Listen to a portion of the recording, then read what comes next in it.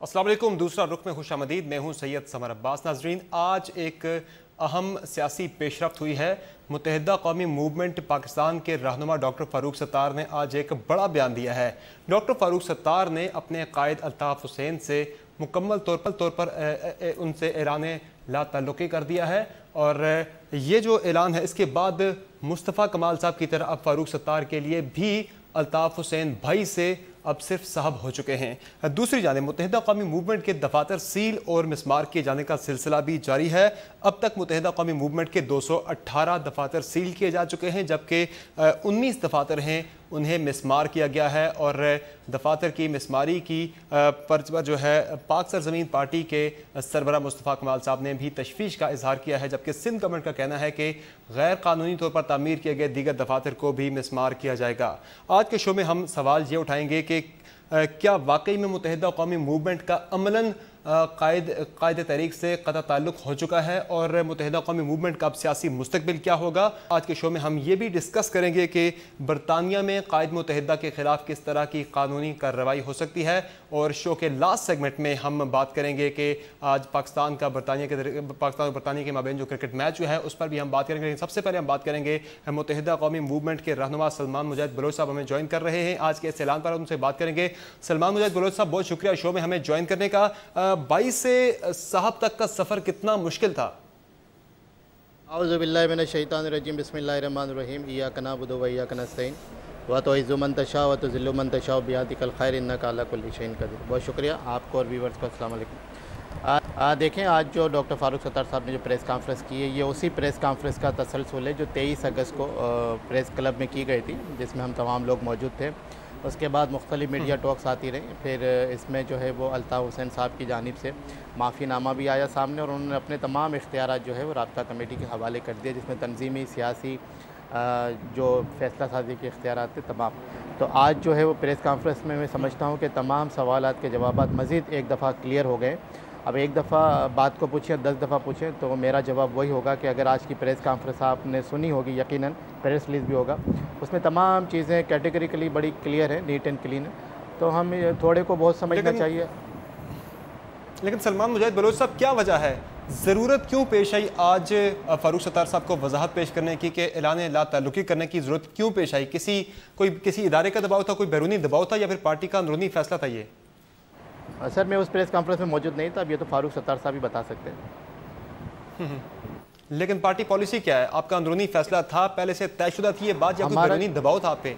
हमारा जो अभी फोकस है वो हमारी माएँ बहनें हैं जो अभी पुलिस की हिरासत में हैं। कभी तारीख़ में इस तरह से नहीं हुआ कि माओ बहनों को पकड़ के घरों से हथकड़ियाँ लगा के अदालतों में इस तरह पेश किया जाए, बल्कि मार्शल दौर में भी शायद इस तरह से नहीं हुआ, 1-2 मिसालों के अलावा। और हकीकत क्या उनकी रिहाई के लिए शर्त रखी गई है? ये नहीं, शर्त की तो मैं, आप जितना सवाल करेंगे मेरा जवाब वही होगा कि प्रेस कॉन्फ्रेंस में तमाम सवालात के जवाब मौजूद हैं।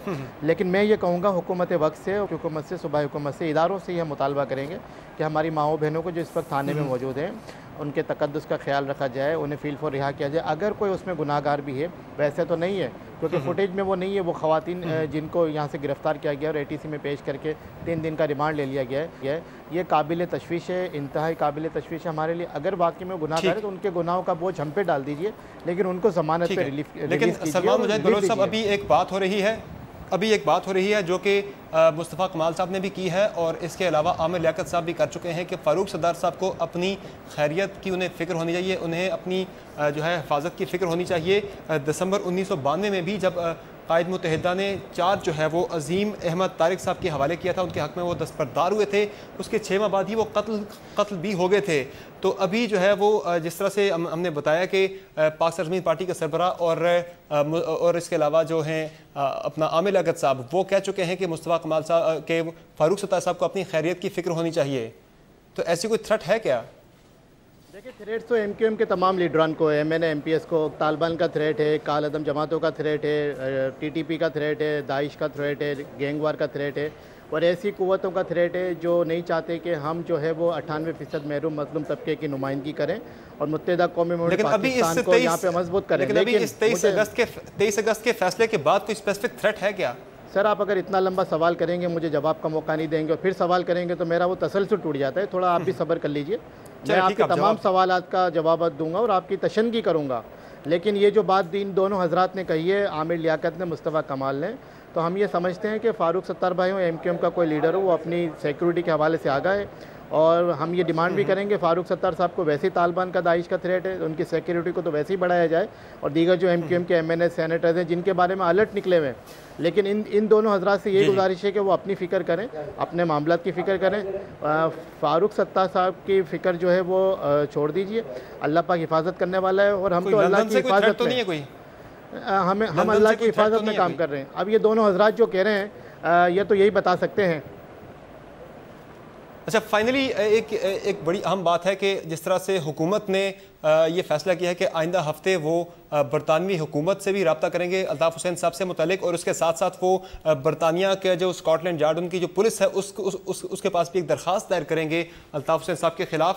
तो क्या आप जो है ताउन करेंगे हुकूमत के साथ, कुछ शवाहिद या सबूत पेश करेंगे, चूँकि आप भी आज ला ताल्लुकी का ऐलान कर चुके हैं अल्ताफ़ हुसैन साहब से?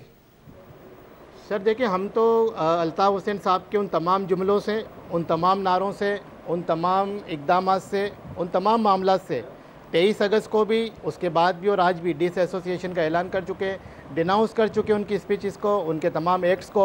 अब अगर हुकूमत चाहती है कि वो अल्ताफ़ हुसैन साहब के ख़िलाफ़ कोई मुकदमा करना चाहती है, कोई आर्टिकल 6 लगाना चाहती है, कोई गद्दारी का मुकदमा करना चाहती है, तो सो बिस्मिल्लाह, बिल्कुल करें। लेकिन ये इदारों का काम है, हमारा काम नहीं है। लेकिन आपसे अगर ताउन मांगा जाता है तो आप करेंगे? सर देखें, हमारे लिए पाकिस्तान सबसे पहले है।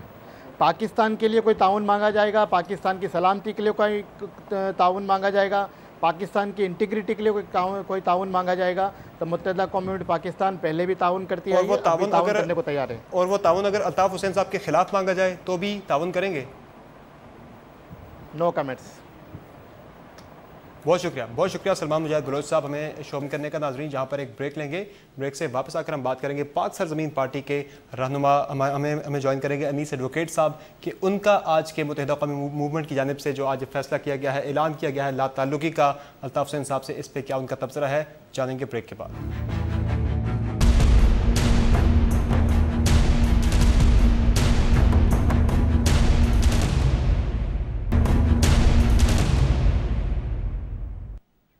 वेलकम बैक नाजरीन। मुत्तहिदा कौमी मूवमेंट के रहनुमा फ़ारूक सत्तार की जानिब से आज होने वाली बड़ी अनाउंसमेंट पर तबसरा लेंगे पाक सरजमीन पार्टी का कि वो इसको कैसे देखती है, इस अहम डेवलपमेंट को। हमारे साथ मौजूद हैं अनीस एडवोकेट साहब, पाक सरजमीन पार्टी के रहनुमा हैं। बहुत शुक्रिया एडवोकेट साहब हमें शो में ज्वाइन करने का। अनीस एडवोकेट साहब, क्या लग रहा है, वाकई मुत्तहिदा कौमी मूवमेंट का अपने कायद से ला ताल्लुकी इनकी हो चुकी है क्या? जी शुक्रिया। मैं तो हैरान हूँ कि ये जो 4-5 दिन से फारूक सत्तार ड्रामा कर रहे हैं, एक वाज़ेह मौक़िफ़ क्यों नहीं इख्तियार करते? क्या दुनिया को ये मालूम नहीं कि अल्ताफ़ हुसैन ने मुल्क तोड़ने की बात की? क्या फारूक सत्तार को ये इल्म नहीं है कि पाकिस्तान मुर्दाबाद का नारा अल्ताफ़ हुसैन ने लगाया? क्या फारूक सत्तार को ये इल्म नहीं है कि उसने पाकिस्तान को नासूर करार दिया? उसने पाकिस्तान के झंडे को जलाने की बात की, उसके बाद माफी मांगी, फिर अमेरिका में वही बात की। तो फारूक सत्तार दाएं बाएं भाग क्यों रहे हैं? इस सीधे क्यों नहीं आते हैं? आके वाज़े तौर पर आज वैसे आ तो गए हैं, देर आए दुरुस्त आए। अल्ताफ हुसैन मुल्क का गद्दार है, मुल्क का दुश्मन है, और फारूक सत्तार के इल्म में सब कुछ है। फारूक सत्तार से इन्वेस्टिगेशन हो तो ये तमाम चीजें फारूक सत्तार के इल्म में भी है कि रॉ से फंडिंग मिलती है। फारूक सत्तार को यह इल्म है कि पाकिस्तान तोड़ने की साजिश अल्ताफ हुसैन करता रहा है और फिर कर रहा है। तमाम चीजों से फारूक सत्तार आगाह हैं। आकर आवाम को बताएं, लोगों को बताएं, माफी मांगे और अल्ताफ हुसैन को मुल्क दुश्मन करार देकर मुल्क दुश्मन ऐलान और हुकूमत पाकिस्तान से फारूक सत्तार मुतालबा करें कि अल्ताफ हुसैन के खिलाफ एक्शन हो, अल्ताफ हुसैन को बैन किया जाए। और फिर दूसरी बात लगता क्या है, आज का जो फारूक सत्तार साहब का ऐलान है, क्या ये कोई सियासी चाल है पाबंदी से बचने के लिए, या फिर जो उनके एक सियासी तौर पर जेर अताब है उससे बचने की एक सियासी चाल है, या फिर वाकई में वो उन्होंने ला ताल्लुकी कर दी है अमलन भी? आज देखें, मुत्तहिदा कौमी मूवमेंट के आइन के तहत फारूक सत्तार अल्ताफ हुसैन से ला ताल्लुकी का इजहार कर ही नहीं सकता।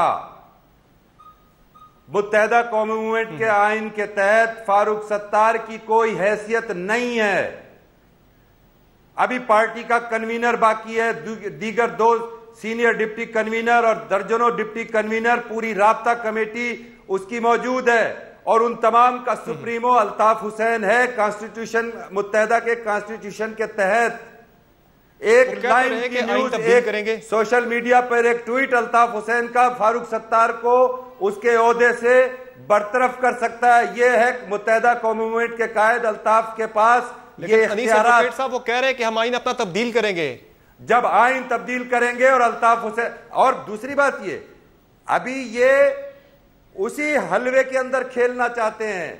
ये मैंडेट भी अल्ताफ हुसैन का है, ये फारूक सत्तार का या मुत्तहिदा का मैंडेट नहीं है। ये अल्ताफ हुसैन का मैंडेट है कि जो क्वेश्चन मार्क है, जो गद्दारी के जुमरे में आ रहा है, जो बगावत के जुमरे में आ रहा है, इलेक्ट होना पड़ेगा, अपनी सीटों से इस्तीफा देकर दोबारा इलेक्ट होना पड़ेगा। उसको छोड़कर फिर अपनी पार्टी बनाए, उसका नाम मुत्तहिदा रख ले या जो भी उसका नाम रख ले, घाची हाल रख ले, जो भी नाम रख ले, और खुलकर फिर सियासत करे। हमें कोई एतराज नहीं है। ये ड्रामेबाजी, जगलरी अल्ताफ हुसैन को बचाने की कोशिश है। ये मुत्तहिदा के माल को तकसीम, बंटवारे का उसको हिस्सा लेने की कोशिश है। ये जिंदगी भर इन्होंने यही किया है भाई। तो वसीम, अपना अनीस एडवोकेट साहब, हुकूमत जो है वो अब मूव होने जा रही है। अगले हफ्ते हुकूमत बरतानी हुकूमत से रब्ता करने जा रही है, शवाहिद जमा कराने जा रही है, साथ साथ स्कॉटलैंड यार्ड में भी एक बाज़ाब्ता दरखास्त दायर करने जा रही है। तो आप जो कह रहे हैं कि रॉ से फंडिंग लेती रही है मुत्तहिदा कौमी मूवमेंट, आपके पास जो सबूत है कि आपके पास, और आप हुकूमत को असिस्ट करेंगे इस केस में? देखिए, हुकूमत के पास सब कुछ है। हुकूमत स्कॉटलैंड यार्ड के पास या बरतानिया क्यों जा रही है? अल्ताफ हुसैन पाकिस्तान का शहरी है, यह हुकूमत पाकिस्तान उसको मानती है।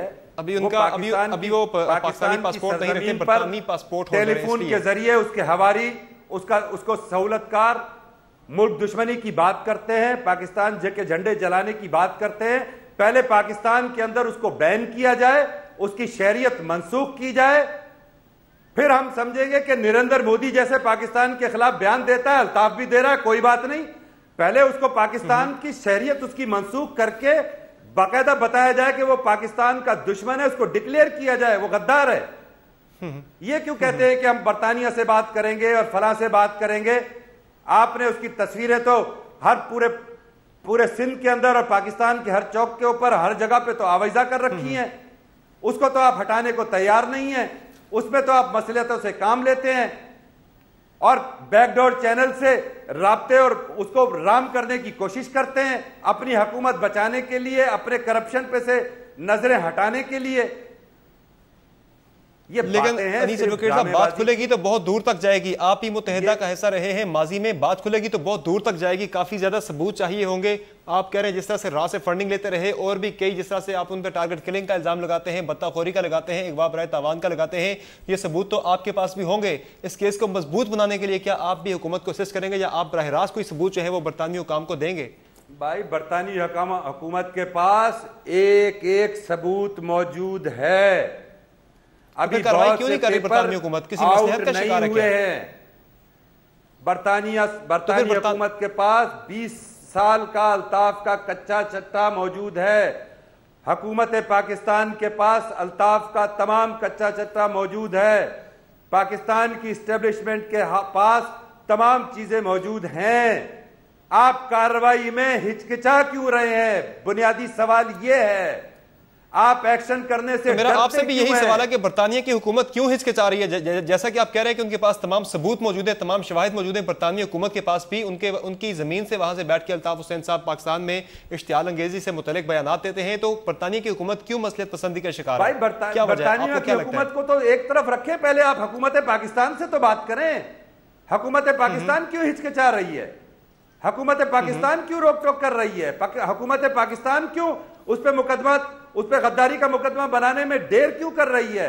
हुकूमत पाकिस्तान अपने मफादात को, अपने सियासी मफादात को तहफ़्फ़ुज़ देने के लिए अल्ताफ हुसैन को बचाने की कोशिश कर रही है। बरतानिया को आप छोड़ें, आप अपने पहले मुल्क से तो मुतालबा करें, आप अपने मुल्क को तो कहें कि वो एक्शन करे। ठीक, तो दूसरा एक और अहम बात है, ठीक है, एक और अहम बात है, जैसा कि मुस्तफा कमाल साहब ने भी कहा है और आमिर लियाकत साहब भी कह चुके हैं कि अब फारूक सत्तार साहब को अपनी जान की फिक्र करनी चाहिए, चूंकि वो खड़े हुए हैं कायदे तहरीक के सामने। तो क्या वाकई कोई ऐसी थ्रेट्स होंगी अब फारूक सत्तार साहब को? अजीम अहमद तारिक शहीद, SM तारिक शहीद, बदर इकबाल शहीद और एक लंबी तवील डॉक्टर इमरान फारूक शहीद, तवील लंबी लिस्ट है। फारूक सत्तार खुद जानते हैं, कल फारूक सत्तार भी लेफ्ट राइट खड़े होते थे जब चेयरमैन अजीम अहमद तारिक ने बगावत की थी अल्ताफ से। ये फारूक सत्तार के इल्म में है। और एक बुजुर्ग का नाम तो मैं जरूर लेना चाहता हूं कि अल्लाह उनकी मग़फ़िरत फरमाए, इश्तियाक अजहर मरहूम, 80 साल 88 साल बुजुर्ग, जिसको अल्ताफ हुसैन ने जितना बेइज्जत करके उसको हटाया था, उसको रुस्वा करके हटाया था। तो ये फारूक सत्तार इस बात को जानते हैं, जिसने बुरे वक्त में अल्ताफ का साथ दिया था। देखें, भारत का एक एजेंडा है जो अल्ताफ हुसैन को दिया हुआ है।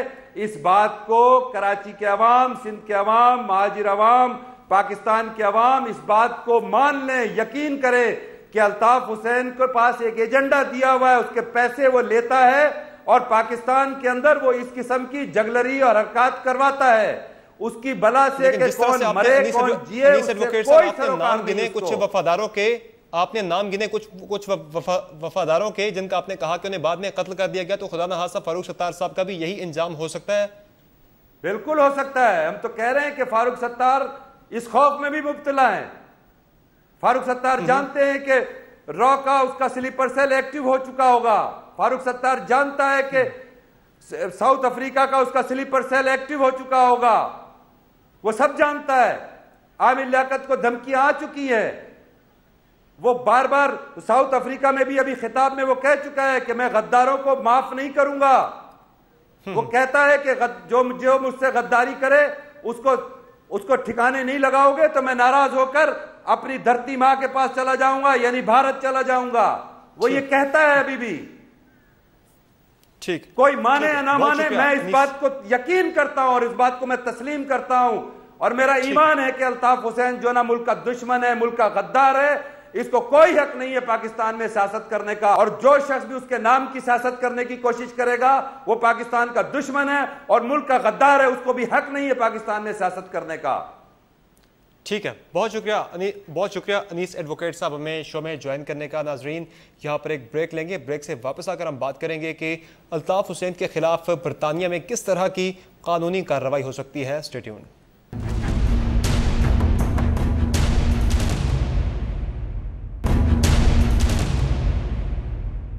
वेलकम बैक नाजरीन। शो के इस सेगमेंट में हम बात करेंगे कायद मुत्तहिदा के खिलाफ बरतानिया में क्या कार्रवाई हो सकती है, बरतानिया के कवानीन क्या कहते हैं। इस पर बात करने के लिए बात से मौजूद हैं लॉर्ड नज़ीर साहब, जो कि रुकन हैं बरतानिया हाउस ऑफ लॉर्ड्स के। लॉर्ड नज़ीर साहब, बहुत शुक्रिया हमें शो में ज्वाइन करने का। आपने मेट्रोपॉलिटन पुलिस को ख़त लिखा है कायद एमक्यूएम के खिलाफ, क्या आपकी प्ली है बेसिकली? वो 22 तारीख की उनकी जो तकरीर थी, उसकी वजह से, क्योंकि एक आदमी कराची के अंदर कत्ल हुआ, 7 लोग जख्मी हुए, अटैक हुआ ARY पे और समा के दफातर पे, और बहुत सारी प्रॉपर्टी भी डैमेज हुई, जिसकी वजह से मैंने खत ये लिखा था कि अगर कोई लंदन में बैठ के वो वायलेंस प्रमोट कर रहा है कराची के अंदर, तो वो गैर कानूनी है और उनके खिलाफ कार्रवाई की जाए। आपको पता है कि MQM के लीडर अल्ताफ हुसैन के खिलाफ यहाँ पे पहले भी स्ट्रॉन्ग एलिगेशंस हैं। एक तो मर्डर डॉक्टर इमरान फारूक का, मनी लॉन्ड्रिंग और इंसाइटमेंट टू वायलेंस, पहले भी इंक्वायरी जो है वो चल रही थी। तो मैंने बेसिकली उनको ये कहा, लेकिन अब जिस चीज़ की ज़रूरत है वो अभी मैं एक लेटर ड्राफ्ट कर रहा हूँ गवर्नमेंट पाकिस्तान की तरफ से। डिटेल जो चीज़ें चाहिए होंगी, उनकी तकरीर अल्ताफ हुसैन की और उसके ट्रांसक्रिप्ट, उसकी ट्रांसलेशन, और फिर साथ लोगों की स्टेटमेंट, क्योंकि प्रोसिक्यूशन के लिए ये बहुत ज़रूरी होता है। और ये लेटर आप हुकूमत पाकिस्तान की ऑथराइजेशन से क्या आप ड्राफ्ट करने लगे? मुझे कोई ऑथराइजेशन किसी की जरूरत नहीं है। मैं British member of House of Lords हूँ। मैं क्योंकि मेरे ताल्लुक हैं गवर्नमेंट पाकिस्तान के साथ भी, लेकिन गवर्नमेंट पाकिस्तान जरा थोड़ी सी स्लो होती है हर मामले पे। आपको पता है कि बहुत सारे फैसले वहां पे टाइम लग जाता है, तो मैं उनको परस्यू कर रहा हूं कि अगर आपने एक्शन चाहते हैं कि मेट्रोपॉलिटन पुलिस और ब्रिटिश होम ऑफिस करे तो उसके लिए ये जो चीजें हैं इनकी जरूरत है। क्योंकि हुकूमत तो गालिबन अगले हफ्ते रब्ता करने जा भी रही है, बरतानवी हुकूमत से भी रब्ता करेगी और स्कॉटलैंड यार्ड में भी एक दरखास्त दायर करेगी अल्ताफ हुसैन साहब के खिलाफ।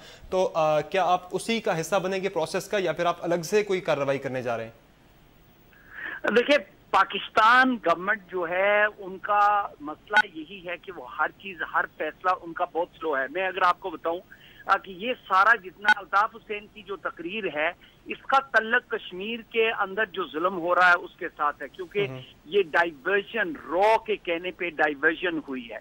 इसमें 49 डेज 50 दिन कल हो जाएंगे और जब से ये मसला वहां पे शुरू हुआ है। पाकिस्तान के प्राइम मिनिस्टर आज डेलीगेशंस बना रहे हैं, आज अपने एम्बॉयज बना रहे हैं ताकि वो उनको बाहर भेजें। 50 दिन के बाद 80 लोग जो है शहीद हो गए हैं, 8,000 से ज्यादा लोग जख्मी हुए हैं। तो ये जो लेटर भी लिखने जा रहे हैं, वो केस भी जो करने जा रहे हैं, जो एविडेंस भी प्रोवाइड करने जा रहे हैं, ये कई साल लग गए हैं। पहले भी डॉक्टर इमरान फारूक के कातिल तो अभी लॉर्ड नजीर साहब ये बताइएगा कि कानून क्या कहता है बरतानिया का, किस तरह की कार्रवाई अल्ताफ हुसैन साहब के खिलाफ हो सकती है? देखिए, हमारे क्रिमिनल जस्टिस जो बिल हैं क्राइम के हवाले से वो बड़े क्लियर हैं। अगर कोई आदमी यहाँ से इंसाइट करे वायलेंस किसी के खिलाफ, हमारा 2006 एंटी टेररिज्म लॉज बड़े क्लियर हैं। अगर कोई टेररिज्म को प्रमोट करे, फंडिंग करे, इंसाइट करे, कोई हुक्म दे, तो वो ऑर्गेनाइजेशन भी प्रिस्क्राइब हो जाती हैं और वो लोग भी, उनको सजा मिलती है। आपने अंजुम चौधरी को देखा, 10 साल के लिए वो जेल में चला गया। बहुत सारे और कई सैकड़ों लोग। तो अभी मुत्तहिदा के कायद को कितनी सजा हो सकती है, क्या सजा हो सकती है? देखिए, वो सजा तो कोर्ट देगा। अंदाजन क्या आपको लगता है कानून के मुताबिक क्या सजा हो सकती है, मैक्सिमम या मिनिमम? वो बिल्कुल उसकी नवीयत का पता चलेगा। देखिए, ये गलत बात है कि अगर मैं कहूँ जी 10 साल या 20 साल, मैं ये कहूंगा कि सीरियसनेस ऑफ द क्राइम वो बड़ा जरूरी है और वो सारे के सारे शवाहिद के साथ उसका तल्लुक है। गवर्नमेंट पाकिस्तान कितने प्रोवाइड करती है। आज जो खबर वहां पे चल रही है कि 3 लोग MQM लंदन से जिनका तल्लुक है वो टेररिस्ट हैं। भाई, मुझे तो शौक है, मैं British member of House of Lords हूँ, कि लंदन में कोई ऐसी दहशतगर्द तंजीम है जिसकी वजह से कराची में लोग पकड़े गए हैं। ये तो बहुत शॉकिंग स्टोरी है और ऐसी अगर बात हो रही है तो इस ऑर्गेनाइजेशन को प्रिस्क्राइब होना चाहिए, इलीगल करार देना चाहिए। इन लोगों को जो है वो जेल में जो यहाँ बैठे हैं उनकी जो फंडिंग है, उनके जो बैंक अकाउंट्स हैं, वो सारे सीज होने चाहिए। एक नेशनल इंक्वायरी होनी चाहिए, क्योंकि हर ऑर्गेनाइजेशन के बारे में ये ऐसा होता है, तो MQM के खिलाफ क्यों नहीं हो रहा? शॉर्टली बताइएगा लॉर्ड नजीर साहब, इससे पहले भी मुतअद्दिद केसेस मौजूद हैं अल्ताफ हुसैन साहब के खिलाफ बरतानिया में, तो अब जो है अब की बार क्या आपको लगता है कि कार्रवाई बाज़ाब्ता तौर पर होगी अल्ताफ हुसैन साहब के खिलाफ या उन्हें सजा होगी? देखिए, अगर पॉलिटिकल विल होगी तो देयर इज नो रीजन। और मेरे ख्याल में पहले तो हमें जो क्रिमिनल एलिमेंट है उसके हवाले से क्रिमिनल एस्पेक्ट जो है वो देखना चाहिए और उसको परस्यू करना चाहिए। क्रिमिनल जो चीजें हैं वो डील करके फिर इनका जो तल्लक रॉ के साथ है वो एक्सपोज करना एक सेपरेट जो है वो करना चाहिए, क्योंकि जब रॉ को क्रिमिनल के साथ कनेक्ट करते हैं तो उसमें पॉलिटिकल डिसीजंस आ जाती हैं। क्या बरतानिया इंडिया के साथ तल्लक खराब करने के लिए तैयार है या नहीं? तो ये मसला जो है ये बड़ा इंपॉर्टेंट है। बहुत शुक्रिया लॉर्ड नजीर साहब हमें शो में ज्वाइन करने का। आपने सुनी गुफ्तगू नजीर साहब की, मेंबर हैं बरतानवी हाउस ऑफ लॉर्ड्स के। नाजरीन, यहाँ पर एक ब्रेक लेंगे, ब्रेक से वापस आकर हम बात करेंगे आज पाकिस्तान और इंग्लैंड के दरमियान होने वाले वनडे मैच पर।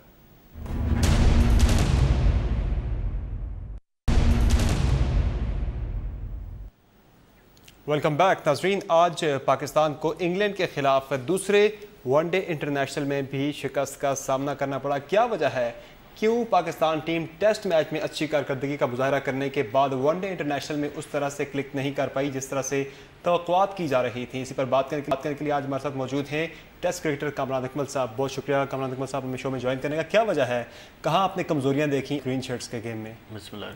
देखिए आज जैसे टॉस हुआ, जब साइड का देखा तो मैं बड़ा सरप्राइज़ हुआ कि 3 चेंजिंग एक हार के बाद आप आयरलैंड से जीत के भी आए हैं।